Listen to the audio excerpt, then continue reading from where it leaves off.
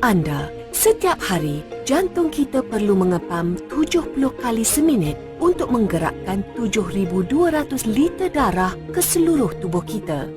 Sistem peredaran darah kita adalah perlu untuk membekalkan 60 trilion sel dengan oksigen, air, nutrien, hormon dan sel darah putih.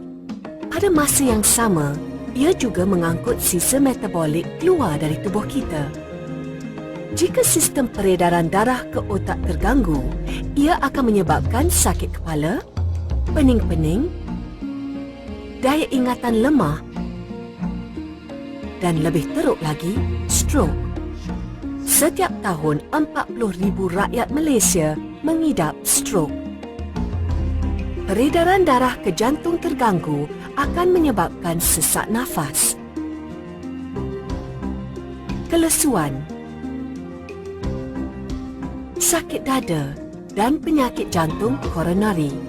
Penyakit kardiovaskular dianggap menyebabkan 7 daripada setiap 10 kematian di Malaysia menjelang tahun 2020 dan ia telah menjadi pembunuh nombor 1 di Amerika Syarikat selama lebih 100 tahun.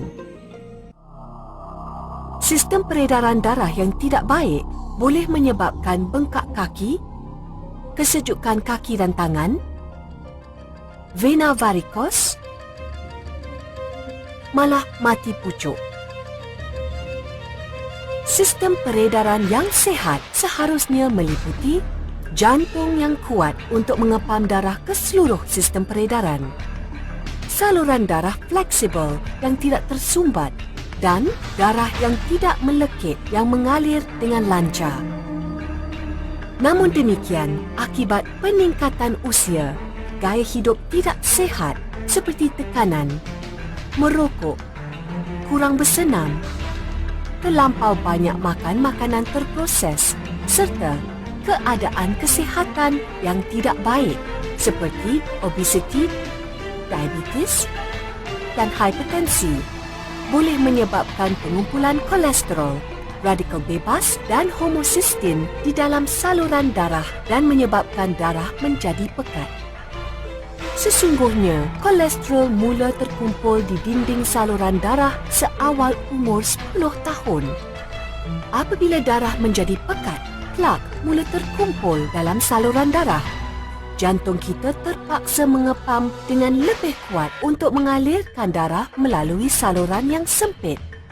Akibatnya, tekanan darah meningkat dan akhirnya menyebabkan kerosakan kepada bahagian-bahagian lain saluran darah. Dalam jangka panjang, saluran darah akan bertambah rosak dan mengeras, menyempit dan kurang lentur. Oleh itu, kita memerlukan satu penyelesaian holistik untuk menjaga jantung, saluran darah dan darah kita demi fungsi sistem peredaran darah yang optimum. Aterosklerosis. Aterosklerosis adalah penyakit kronik vaskular yang progresif, di mana plak akan berkumpul di dinding arteri. Plak mengandungi deposit kolesterol dan lain-lain lipid, kalsium dan sel radang yang juga dikenali sebagai makrofaj. Plak tersebut akan menimbulkan pelbagai komplikasi. Pertama, plak akan berkumpul di dinding arteri, di mana ia akan menyempit dan akhirnya menyekat pengaliran darah. Kedua, plak akan tertanggal daripada dinding arteri pada bila-bila masa dan arteri menjadi sempit serta-merta.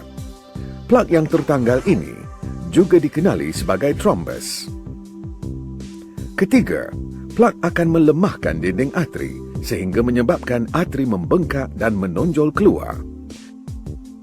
Ia dikenali sebagai aneurisma. Pendarahan dalaman yang parah akan berlaku sekiranya aneurisma pecah. Bagaimana aterosklerosis terjadi? Banyak faktor yang menyumbang kepada terjadinya aterosklerosis, iaitu seperti berikut. Faktor genetik. Kecenderungan aterosklerosis untuk berlaku amat ketara di kalangan ahli keluarga. Sesiapa yang mempunyai keluarga terdekat, ibu bapa, adik-beradik, pakcik dan makcik yang mengidap aterosklerosis perlu menjaga kesihatan untuk mengurangkan risiko. Tahap lemak yang tidak normal, lemak LDL yang tinggi dan lemak HDL yang rendah dalam darah ada kaitan dengan aterosklerosis. Tekanan darah tinggi, merokok, gaya hidup tidak aktif, berat badan berlebihan, diabetes. Aterosklerosis selalunya boleh menyebabkan serangan jantung, angin ahma, kegagalan buah pinggang dan aneurisma aorta.